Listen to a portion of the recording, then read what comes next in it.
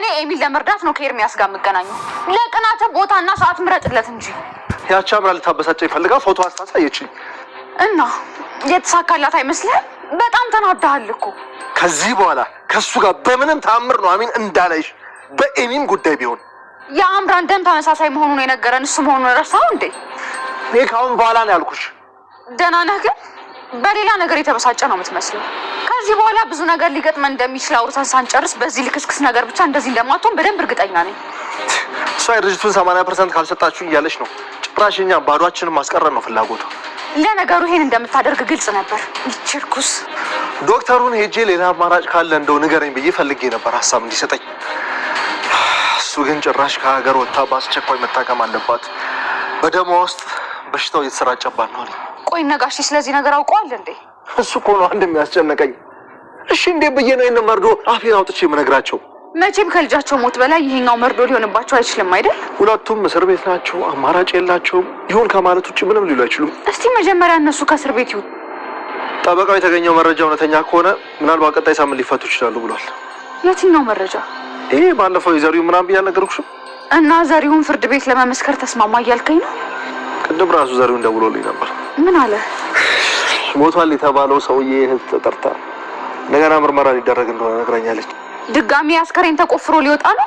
እንግዲህ ቀደም ሲል ያደረጉት ምርመራ ካልሆነ ድጋሚ ምርመራ መደረጉ ነው የፈረደበት አስክሬን። ቆይ አስክሬኑ የዘሪውን ጓደኛ ከሆነ ነጋሽ ይለቀቃሉ? አላውቅም። ቢያንስ ነገሩ ሊቀል ይችላል ብሏል። በዛው ልክም ሊከብድ ይችላል። ታውቂያለሽ፣ ሰው አለመግደላችሁ ቢረጋገጥ እንኳን አስክሬን መቅበራችሁ እንደገና ሌላ ጣጣ ይዞባችሁ ይመጣል። ወይ መከራ! አንዱን ሳንጨርስ ሌላው እየተደራረበ አስቸገረን እኮ። አላውቅም ነው አሚን። ዞሮ ዞሮ መስማታቸው ይቀራል ብለን አላውቅም ነው አሚን። ምን አለክ? ድጋሚ አስክሬኑ የምትኩ ይሁን አይሁን ለማረጋገጥ እህቱ ተጠርታ ልትመረመር ነው። እንደገና ደግሞ ምርመራው እስኪደረግ እዚህ ልንቆይ ነው? ዘንድሮ ጣጣችን መብዛቱ። ትዕግስት ማድረግ አለብን እኮ ወይዘሮ ዘሙ። ለእኔ ችግር የለውም ዘሪውን፣ ግን ደግሞ ባሌ እኮ እዛ እየተሰቃየ ነው። እሱ በሽተኛ ነው። በፍጹም ለሱ እንደዚህ አይነት ቦታ አይስማማውም። እንግዲህ በእኔ በኩል የቻልኩትን ሁሉ ነገር አደርጋለሁ። እባክህ ዘሪሁን፣ ከፈጣሪ ቀጥሎ እኮ ያለህን አንድ ተስፋ አንተ ብቻ ነው። ምስክርነቱን ስሰጥ ያስሩኛል ብዬ ፈርቼ ነበር። እንዴ አንተ ምን አደረግ? ያው አለ አይደል ፍርሃት ነገር። እንዴ አንተ እኮ የዛን ቀን ምንም ወንጀል ሳትፈጽም እኮ ነው ከአካባቢ የተሰወረ እፈልጋለሁ ብላ ጠየቀች። ናሁም እጅግ በጣም ደነገጠ። ያልጠበቀ ነበር የጠየቀችው። ምክንያቱም 20% ብቻ ለሱ ትታ 80%ን የራሴ ማድረግ እፈልጋለሁ ብላ ስጠይቅ እንዴት እንደዚህ አይነት ጥያቄ ትጠይቀኛለሽ እምራ? ምን ማለት ነው? ይሄ ከዚህ ሁሉ ቤተሰብ 80%ን አንቺ ካሽ 20% ብቻ እኮ ነው የምቀረን። ታዲያ ለምን ሙሉን አትፈልግም? እሱን እኮ አዝኜ ልክ ነው 20%ን ያስቀረውልህ። ተረጋጋ እንጂ ነው እያለችው ነበር። አንቺ እውነት ጤነኛ አይደለሽም፣ አብድሻል። እንዲሁ የምትጠይቂ ጠፍቶብሽ ነው። ይህንን የምትጠይቂ በጣም ታሳፍራለሽ። አንቺ ምን አይነት ሰው ነሽ ግን ብሎ ይናደዳል ማለት ነው። እንግዲህ አረጋጋው። እንግዲህ ዝም ብሎ ልሰጥ ነበር እንዴ የፈለጉ እያለች ነበር። ናሁሜ እንግዲህ ደግሞ ያገኘችው ታስታውሳላችሁ። ከዚህ ቤት ተከራይቶ በነበሩበት ሰዓት ጎረቤት ቅመማን አግኝታት ነበር ማለት ነው። እና እናቷ ለማደጎ ሰጥታት ነበር። ማደጎ ስላልተስማማትና ይደበድባት ስለነበረ ከዛ አምልጣ ጎዳና ላይ መኖር ጀመረች። ናሁሜ እንዳጋጣሚ መንገድ ላይ አገኘቻት። ስታያት ቅመማ ናሁሜ ብላ ሮጣ አቀፈቻት። ታሪኩ ብዙ ነው፣ ምን ብዬ ልንገርሽ? ከማደጎ ቤት አመልጬ ጠፍቼ መጥቼ ነው እዚህ ስትላት ፊቷ ቆሳስሎ እናም በጣም ብስቁል ብላ አየችትና በጣም አዘነች። እና ጎዳና ስትተዳደር የነበረችው አንድ እናት ነበረች። ከእሷ ጋር እየኖረች ነበር። ቆይ ቅመማ ማነች እሷ ማነች ብላ ስትጠይቃት ታሪኳ ብዙ ነው፣ ድሮ ጎረቤት ነበር፣ ምኑን ልንገርሽ? በቃ ታዲያ ፀሐይ ላይ ኑ ወደዚህ አውሯ፣ ኑ እዚህ ጋር ሆኑና አውሮ ትላታለች። ከዛ እሺ ትላለች። እሺሉና ናሆሜ ግን ይሄ ቤት ለሷ እኮ አይሆንም ስትል አይ ችግር የለም እዚህ ጋር ቁጭ ብለን እናውራው እና ምን ተፈጥሮ ነው ብላ ሰላም ካለች በኋላ ይታወቃሉ። እና ቅመሟ ከማደጎ ቤት ጠፍታ እኔ ጋር ነው የምትኖረው ጎዳና ላይ እያለች ነበር። እናም ናሆሜ እጅግ በጣም አዘነች እና ያው በጣም ለሰው አዛኝና ሩሩ ነች ናሆሜ ማለት ነው። እና ልክ ስታት እጅግ በጣም አዘነች። እያለቀሰችን ምን ተፈጥሮ ነው ብላ ስትጠይቅ የወሰዱኝ ሰዎች ይደበድቡኝ ነበር፣ ያሰቃዩኝ ነበር፣ ከዛ አምልጬ ጎዳና መኖር ጀመርኩ እያለች ናሆሜ እጅግ በጣም ከፍቷት እኔ ውድ ንቅመም እያለች እያለቀሰች እየተለቃቀሱ ነበር ማለት ነው። እና በጣም ተጨንቃ ነበር ስታየት፣ እንደዚህ እጅግ በጣም ታሳዝናለች። ዘሩን እንግዲህ ከዝናሽ ጋር ሲቀብሩ የነበሩ ዝናሽን ለመጠየቅ ወደ እስር ቤት መጣ እና የተፈጠረውን ነገር እየጠየቃት ነበር ማለት ነው። እና ቃሌን ለመስጠት መጥቻለሁ፣ ግን ፈርቼ ነበር እንዳልታሰር እኔ ራሱ እያላት ነበር። አይ በጭራሽ መፍራት የለብንም አንተ ያለውን ነገር አጣራው ብላ ስትጠይቁ አጣርቻለሁ።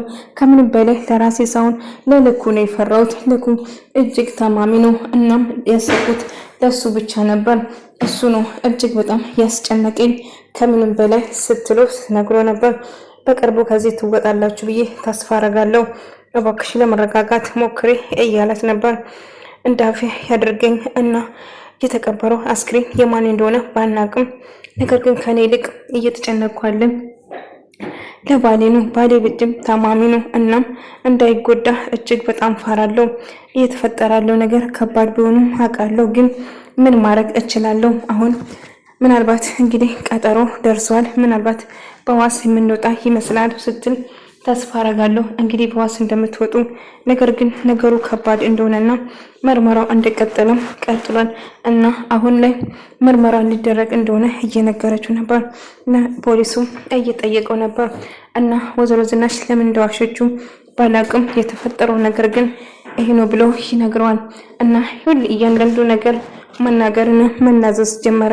ታዲያ አንተ የጓደኛ አስክሬን ይሆናል ብለን ትገምተዋለህ ብሎ ስጠይቁ ብቻ ምን እንደምለው አላቅም፣ ምናልባት የሱ ሊሆን ይችላል ብዬ አስባለሁ፣ ግን እንዴት እንደዛ ነገር እንደፈጠረ ምንም አላቅም እያለው ነበር እና ይሄ ነገር እንዴት እንደተፈጠረ ምንም የምታውቀው ነገር የለም አንተ ስለው፣ አዎ ምን እንደተፈጠረ ምንም ነገር እኔ አላቅም ብሎ ይነግረዋል ማለት ነው።